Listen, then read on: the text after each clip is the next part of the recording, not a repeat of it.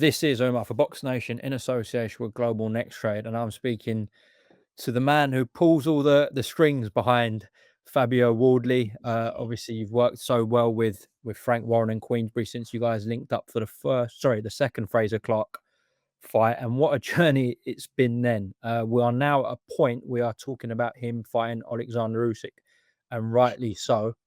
Has the feeling sunk in yet of Saturday night though, Magic knocking out the second best heavyweight in the world?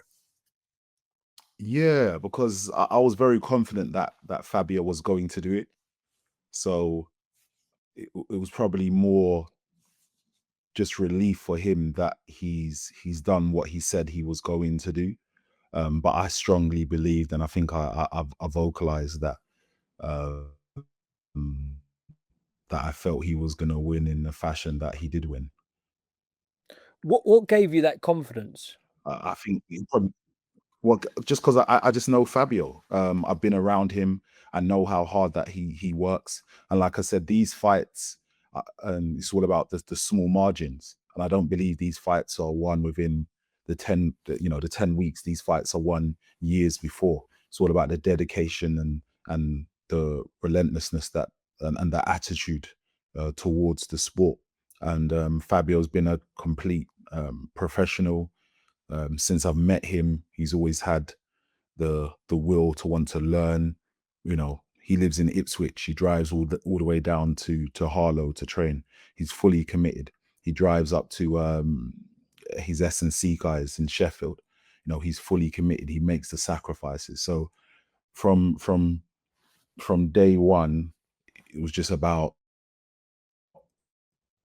how to navigate him to this position where he's compensated in the right way for the fights. But yeah, definitely, yeah, I believed that he was gonna do it, and it probably should have been done early, should have been and stopped in the second round.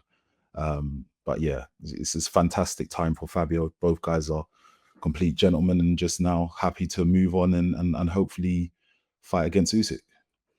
Before I ask about the future, look, the whole boxing world is talking about the stoppage. Now, being present live there, and a lot of people around me, ringside, actually were saying, was it stopped too late?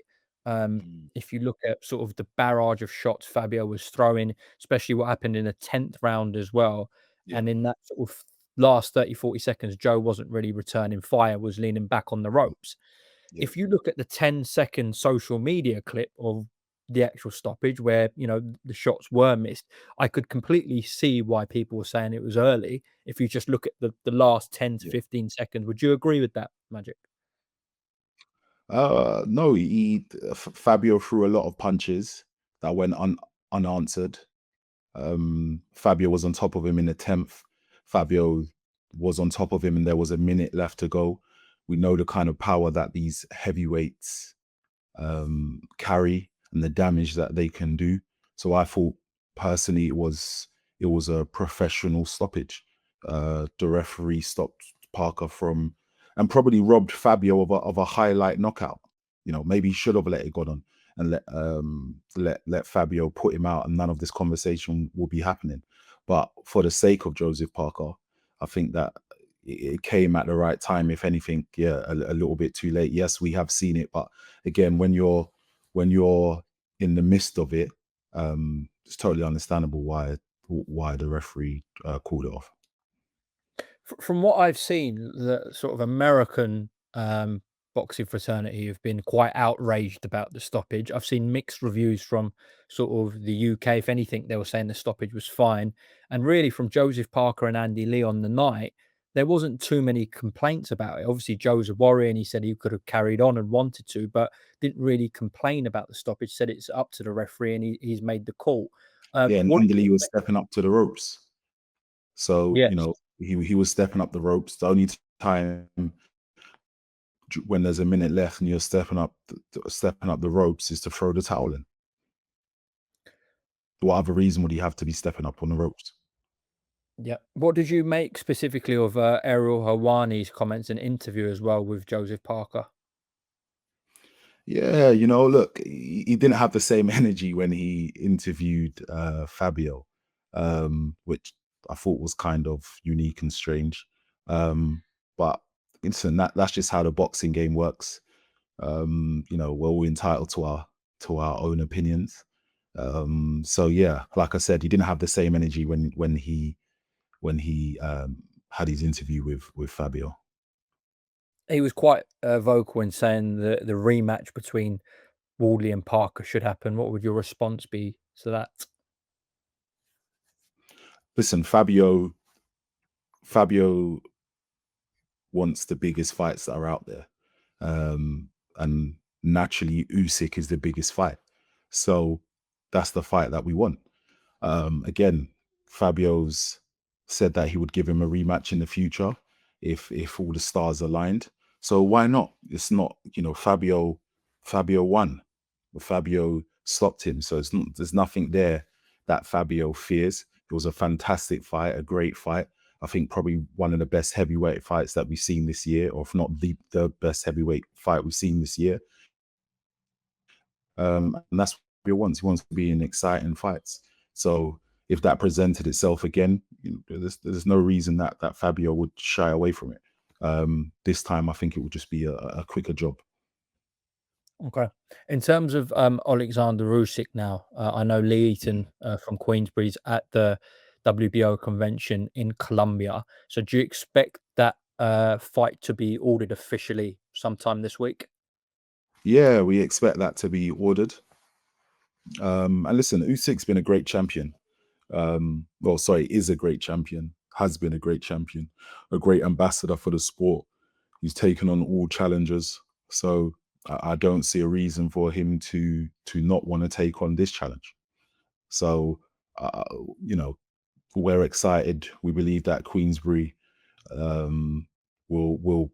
They said that that will be next, and we believe what Frank says. So, uh, let's see. Well, Frank said to me, look, the target really sort of early 2026, potentially at Wembley Stadium. Would that be the ideal scenario for you as well? Yeah, anywhere. It's just about getting it done.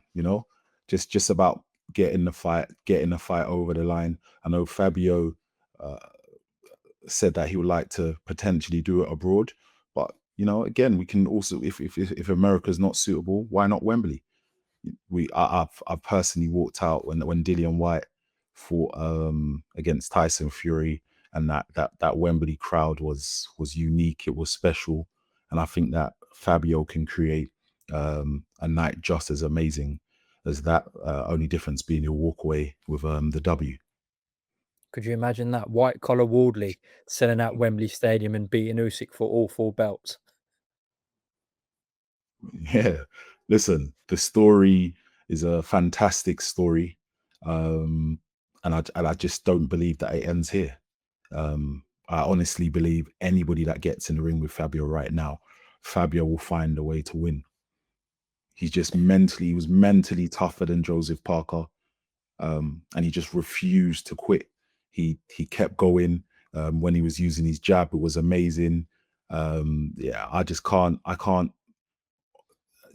It's a difficult fight, but I believe that Fabio will find a way to beat Usyk when that fight So happens.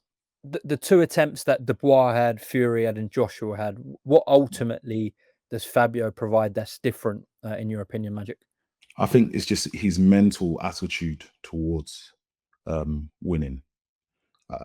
He carries power from round one to the end of the fight. And I just think his attitude towards each round will be very hard to cope with. Usyk is an amazing fighter, but there's definitely holes there that Fabio can exploit, and it's up to Fabio and his team to come up with a game plan and get the job done. But I just think with the mood that Fabio's in now, you're gonna have to pin him to the ground to get a victory off him, and I think that's very unlikely for any heavyweight. Okay. Well, listen, let's see if it happens early next year with Usyk and Wardley. Just to close off, I've not seen anyone mention or pick up on this, Magic, but when we talk about UK Fighter of the Year, as December Mm. approaches, what happened in Ipswich? What happened at the O2, and it was two incredible events delivered by Frank Warren and Queensbury, and Fabio Wardley went and beat two world class fighters in Honey and Mhm. Parker and knocked them out. Are we talking about UK Fighter of the Year, Fabio Wardley? Yeah, 100%. I think he's the most exciting fighter in the world. I don't believe there's listen, if you look at his last 4 or 5 fights, there's been knockouts, controversy, knockdowns, there's been blood, there's been cuts, there's everything that you can ask for in a fight, Fabio has provided it. There's no fight that Fabio's been in and you walk away and you thought, oh, that was a hug fest or that was boring. He remains a complete, gentleman ambassador outside, but when that bell goes, um, there's a real spitefulness to Fabio. So personally, I think he's the not only the best fighter and the most exciting fighter in the UK, but I think in world boxing, you'll be hard to find a fighter more exciting. Have you taken David Higgins for that coffee yet? David Higgins don't want to see me. So yeah, I was actually I was having a laugh with Spence because that's the second one of his lot that we beat now. So next we're looking at trying to get Mike Perez versus Opatai, so we can make it a clean sweep. For if you can pull that one off, then I don't think Spencer Brown's ever wanna gonna see you again, in the most respectful way. Magic, Yeah, listen, yeah, appreciate yeah. the time. Nice one. Congratulations to the whole team once again on a brilliant night at the O2, and, we'll speak soon, hopefully. Top man. Thank you very much, mate. Cheers, Magic. Speak soon.